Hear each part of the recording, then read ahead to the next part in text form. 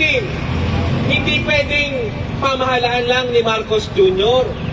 Dahil dapat lahat ng sangkot ay dapat managot.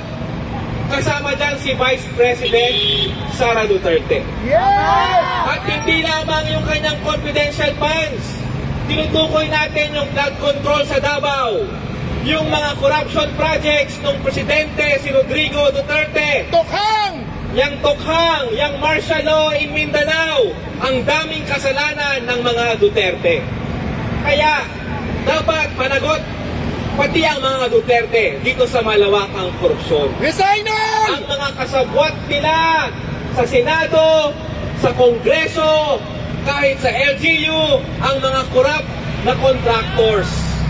Kaya dapat tayong taong bayan, ayaw na natin ang korupsyon, galit sa korupsyon, at dapat papanagutin ang lahat ng sangkot at lahat ng kurakot.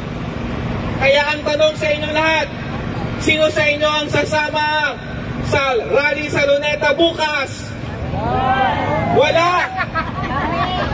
Meron ba? Sino ang sasama sa Luneta sa November 30? Bakit tayo hindi sasama sa protesta bukas sa Luneta? Dahil ang intensyon bukas, sabi nila laban sa korupsyon, pero ang tunay na layunin, paupuin si Sara Duterte bilang Pangulo. Tanggap-tanggap ba yun? Tayo ay galit sa korupsyon, pero ang galit natin sa korupsyon ay hindi dapat gamitin para iluklok muli sa pwesto ang mga kurakot, ang mga mandarambo, ang mga mamamatay tao. Kaya hindi lalahok ang bayan sa anumang protesta na ang layunin ay suportahan ang mga trapo at mga kurakot. At ang alternatibo ng bayan, dapat ang Pangulo, ang Vice Pangulo, ang lahat ng kurakot, sila dapat ay alisin sa pwesto. At ang ating ipalit, isang pamahalaan.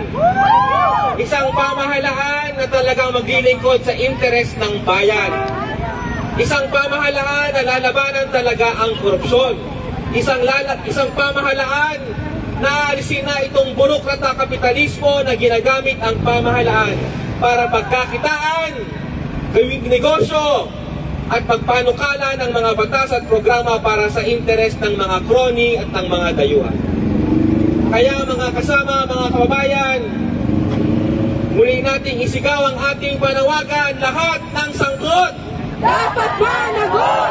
Dapat managot! Lahat ng sangkot! Marcos resign! Marcos resign! Duterte